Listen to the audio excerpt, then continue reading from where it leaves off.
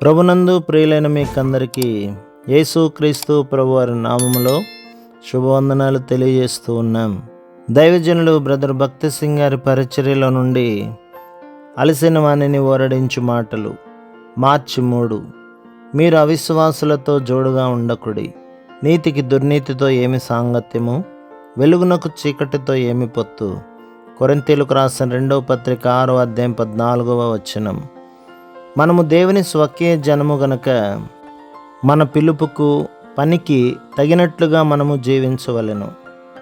ఏలయనగా నీ దేవుడైన యెహోవాకు నీవు ప్రతిష్ఠిత జనము, మరియు యెహోవా భూమి మీదనున్న సమస్త జనములలో విశేషముగా తనకు స్వకీయ జనమగునట్లు నిన్ను ఏర్పరచుకొనెను.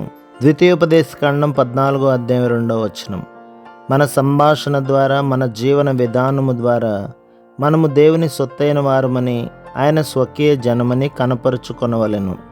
ఆ వర్తమానముతోనే ఇశ్రాయేలు ప్రజలు ఐగుప్తులో నుండి వెలుపలకు వచ్చిరి. వారు ఐగుప్తు నుండి బయటకు వచ్చిన వెంటనే దేవుడు ఈ మాటలను మోషే ద్వారా పలికెను. కాగా మీరు నా మాట శ్రద్ధగా విని నా నిబంధనను అనుసరించి నడిచిన ఎడల మీరు సమస్త దేశ జనులలో నాకు స్వకీయ సంపాద్యమగుదురు. సమస్త భూమియు నాదే గదా. మీరు నాకు యాజక రూపమైన రాజ్యముగాను పరిశుద్ధమైన జనముగాను ఉందిరని చెప్పుము. నిర్గమకాండం 19వ అధ్యాయం 5, 6 వచనాలు. ఇదే విషయమును మనము పేతురు రాసిన మొదటి పత్రిక 2వ అధ్యాయం 9లో చదువుదము.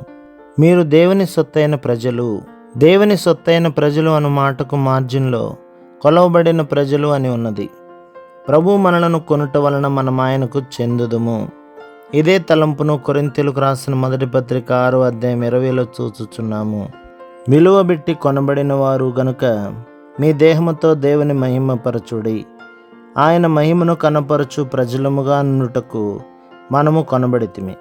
మనము ప్రత్యేకించబడిన జీవితము జీవించవలసి ఉన్నది. ద్వితీయోపదేశకాండం 13వ అధ్యాయం 6 నుండి 9లలో అవిశ్వాసులను వివాహం చేసుకుని వారికి గంభీరమైన హెచ్చరిక గలదు. విశ్వాసుల మధ్య ఇది సామాన్యమైన బలహీనతగాను శోధనగాను ఉన్నది. నెమ్మదిగా వారిని ప్రభు వైపు త్రిప్పవచ్చును, లేక ఆకర్షించవచ్చునన్న ఉద్దేశంతో వారు అవిశ్వాసులను వివాహం చేసుకుందరు. దానికి బదులు వారే అవిశ్వాసులై తమ పాలి భాగస్థుల ద్వారా వారి జీవన విధానము వైపు ఆకర్షించబడుదురు. రహస్యముగా వారితో కలిసి సినిమాలకు వెళ్ళుదురు. నెమ్మదిగా వారితో కలిసి లోక సంబంధులైన వారితో కలిసిపోదురు. వారి దేవాలయములకు కూడా వెళ్ళుటకు ప్రారంభించుదురు. మొదట రహస్యముగా ఈ కార్యములు చేయుదురు, ఆ తరువాత దేవుని ఇంటికి వచ్చుట పూర్తిగా మానివేదురు. దేవుడు నీకు ఖండితమైన కఠినమైన హెచ్చరికనిచ్చుచున్నాడు. శత్రువు నిన్ను మోసగించనీయకుము. నీ పరలోక స్వాస్థ్యమును పాలి భాగమును శత్రువు అపహరించనీయకుము. దేవుని వాక్యం ఈ విధంగా చెప్పుచున్నది, రాళ్లతో వారిని చావగొట్టవలెను. ఏలయనగా ఐగుప్తు దేశములో నుండి, దాస్య గృహములో నుండి నిన్ను రప్పించిన నీ దేవుడైన యెహోవా యొద్ద నుండి వారు నిన్ను తొలగింప యత్నించెదరు. ద్వితీయోపదేశకాండం 13వ అధ్యాయం 10వ వచనం. చాలామంది విశ్వాసులు అన్యుల చేత మోసగించబడిరి. 12 నుండి 14 వచనములు. పిల్లలు జన్మించినప్పుడు, వివాహ సందర్భములలోనూ, సమాధి సమయములలోనూ చాలామంది విశ్వాసులు అన్యజనుల ఆచారములను అనుసరించుదురు. వారు ఆ విధముగా చేయుటకు కారణం అవిశ్వాసులతో విజ్జోడుగా ఉండుటయే. కొందరు విశ్వాసులు అనుసరించు ఈ అన్య ఆచారములను దేవుడు ద్వేషించును. దేవుని వాక్యమే మన మార్గదర్శి. దేవుని సంపూర్ణతను, ఆయన పాలి భాగమును మనము సంపూర్ణంగా అనుభవించవలననినా మనము సంపూర్ణంగా ప్రత్యేక జీవితమును జీవించవలెను.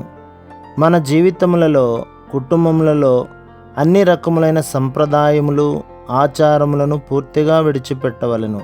నీ దేవుడైన యెహోవా దృష్టికి యథార్థమైన దాన్ని చేయుచు, నీ దేవుడైన యెహోవా మాట వినునప్పుడు యెహోవా తన కోపాగ్ని నుండి మళ్ళుకొని నీ యందు కనికరపడి నిన్ను కరుణించి నీ పితరులతో ప్రమాణము చేసిన రీతిని నిన్ను విస్తరింప చేయునట్లు నిర్మూలము చేయవలసిన దానిలో కొంచెమైనను నీ యొద్ద ఉంచుకొనకూడదు.